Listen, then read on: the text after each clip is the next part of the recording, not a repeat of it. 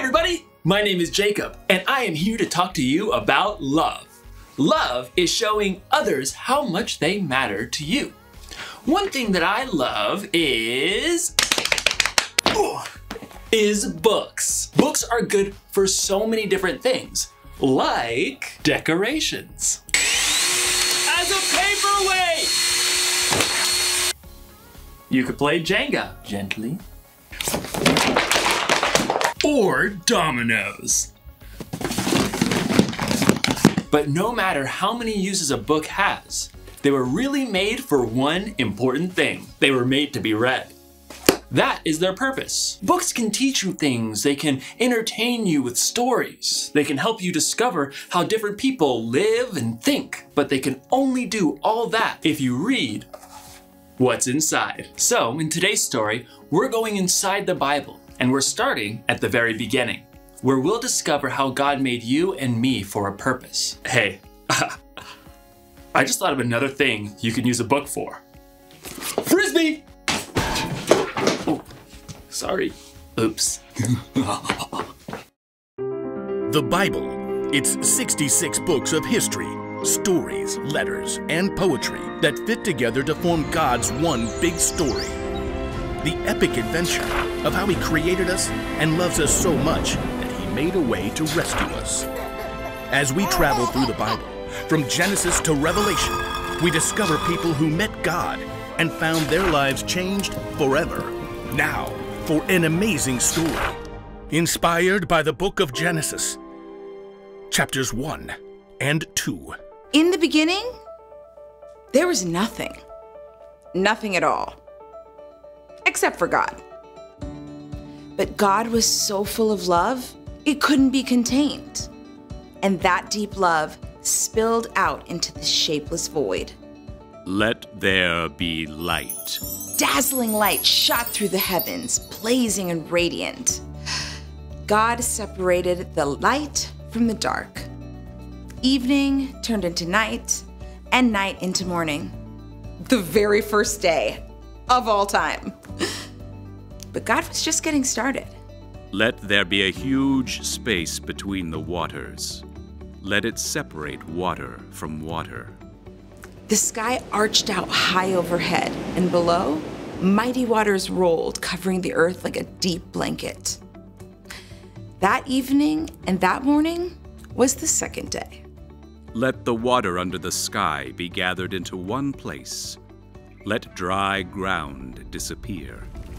The earth shook, mountains rose up, and rivers burst forth and ran through wide open plains to shiny seas. Let the land produce plants. Let there be trees that grow fruit.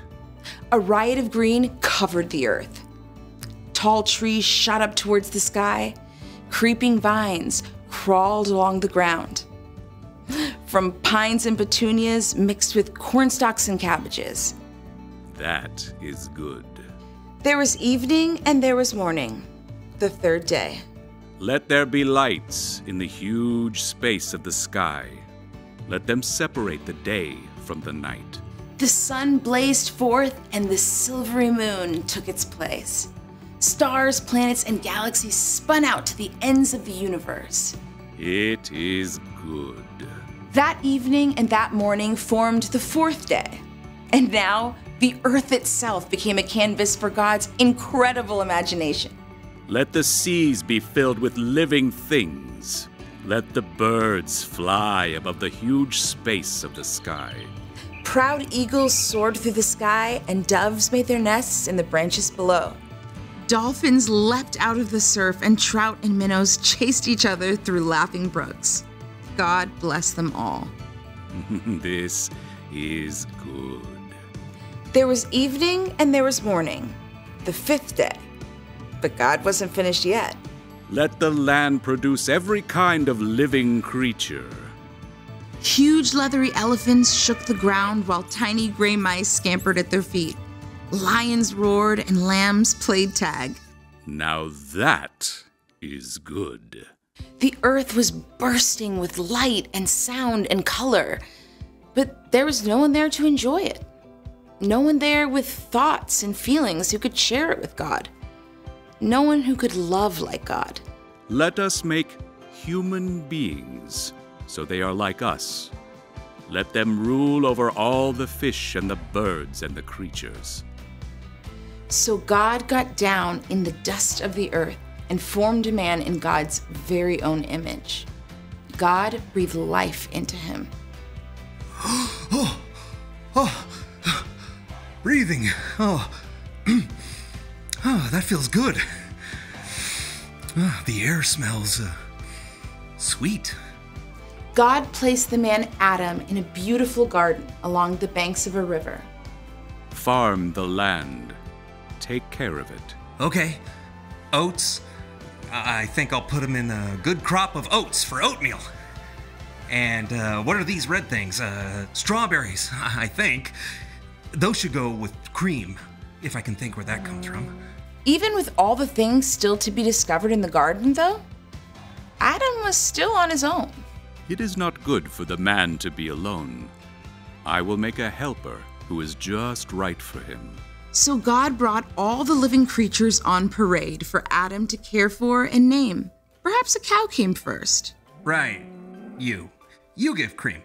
And you've got a nice, calm sort of face. I'll call you Cow. Maybe a white-tailed buck came up and nibbled a vine over Adam's shoulder? Oh, dear, that tickles. Oh, dear. Oh, that suits, so I'll call you Deer. One by one, the animals crowded around to see the new human. Giraffe. Gerbil.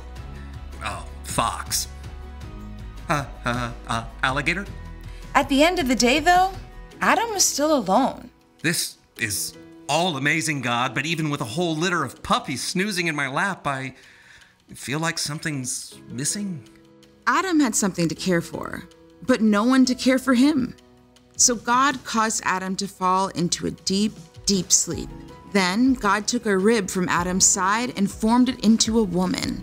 Adam woke to something new. Ooh, I got a crick in my side. Hello. Oh, who are you? I'm still learning that. Eve, I think. Madam, I'm Adam. Would you like some breakfast? Well, after we discover what breakfast is. I can recommend oatmeal with strawberries. God poured out a deep, deep love into all of creation. But on day 6, God made humans. All people were created in the likeness of God. Have children, so that there will be many of you. Fill the earth and take care of it. I am giving you every plant and tree for food. People were made in God's image to think and feel as God can, to love as God can, and share that love with each other and all of creation. It is very good. At last, God's creative work of love was complete. And on the 7th day, God rested.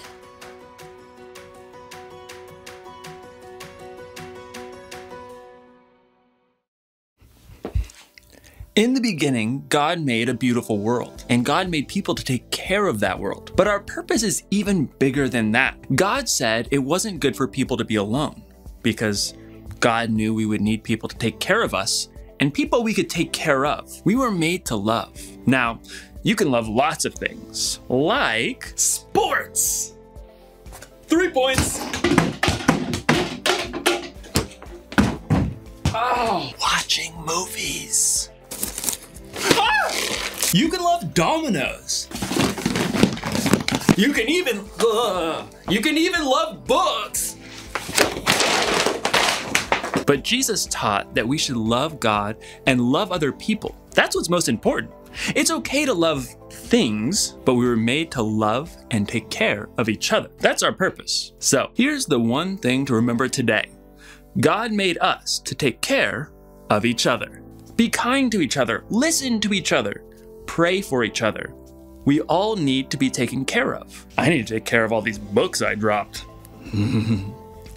Maybe I can build a fort out of books. See you next time.